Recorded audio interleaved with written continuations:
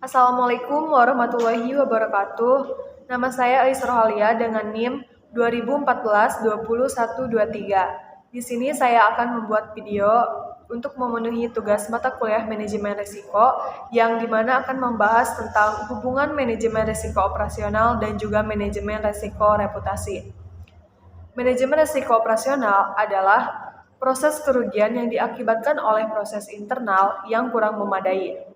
Kegagalan proses internal, kesalahan manusia, kegagalan sistem, ataupun kejadian eksternal yang mempengaruhi operasional bank. Ada jenis-jenis resiko operasional, salah satunya yaitu internal fraud dan juga external fraud. Fraud itu maksudnya adalah suatu bentuk penyimpangan.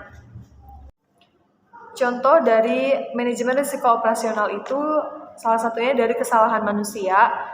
Nah, dalam hal ini itu resiko yang terjadi karena adanya kesalahan proses, misalnya kesalahan input data oleh karyawan, kemudian kesalahan input data yang dilakukan oleh karyawan dapat menimbulkan resiko kerugian, baik bagi perusahaan maupun pegawai serta nasabah itu sendiri. Nah, ketika kesalahan ini terjadi, maka yang bertanggung jawab penuh adalah direktur dari manajemen resiko itu sendiri. Selanjutnya ada manajemen resiko reputasi, adalah resiko akibat menurunnya tingkat kepercayaan pada pemangku kepentingan yang bersumber dari persepsi negatif terhadap bank syariah. Resiko reputasi akan menjadi tinggi ketika pelayanannya kurang baik, maka manajemen perusahaan harus menjalankan tugasnya dengan baik sehingga penilaian negatif tidak timbul dan tidak terdapat publikasi yang. Selanjutnya yaitu hubungan antara manajemen risiko operasional dan juga manajemen risiko reputasi. Nah, menurut saya hubungannya ada pada karyawan. Kenapa? Karena di manajemen risiko reputasi salah satu jenisnya yaitu ada masalah karyawan.